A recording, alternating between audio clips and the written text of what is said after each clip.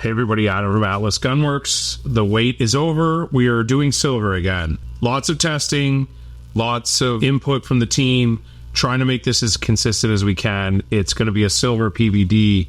The silver that we're running with, here's the next. And so we've got weird lighting in here. That is probably the most accurate angle. But if you notice, silver is going to reflect. So the lights above us are 4K straight white. So in the whole building set up like that, and what we're trying to do, and this is a pretty good representation of what it looks like for real and in real life. Keep in mind, if you're indoors and there's yellow lights, that fluorescent yellow is off and puts a hue on it, and it makes things look yellow than or not. And then in daylight, they look different. So this will look a little different in daylight, but we've got kind of this nice, I would almost say, combination between satin and matte. So I'm going to run through the models and give you some details, but we love this. It's a PVD silver. It's pretty robust.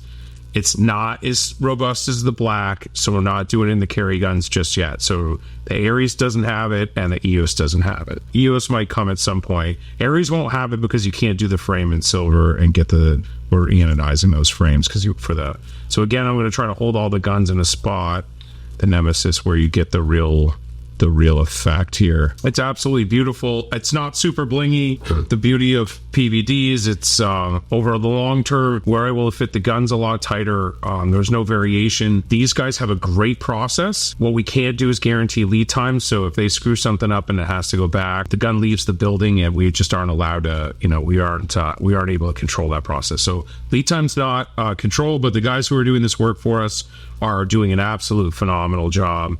And we're super happy with it. So potentially variable lead times, but an absolute stellar product at the end of the day. And then we're doing everything else in black so we can control it. So we do black in-house. If you didn't know, we do a chemical PVD process that's super strong in black in-house. These silver parts, so in this case, 4 parts have to leave the building and get the silver. And then there's a little bit of variation in color. This gun doesn't have in person, so I'm not gonna try to showcase it, but if you bought 2 of these 6 months apart, the silver might be slightly different.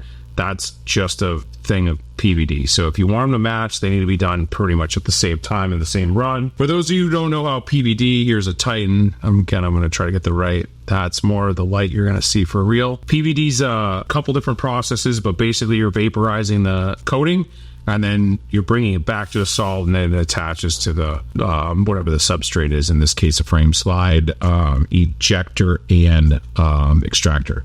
Right, so the back of the gun is also silver, and the different metals you get slightly different. This actually does have a different color on that because that's a Mirage M300. It's still slightly different color. It's not nearly as drastic. That's probably what it looks like in real life. That was the Titan.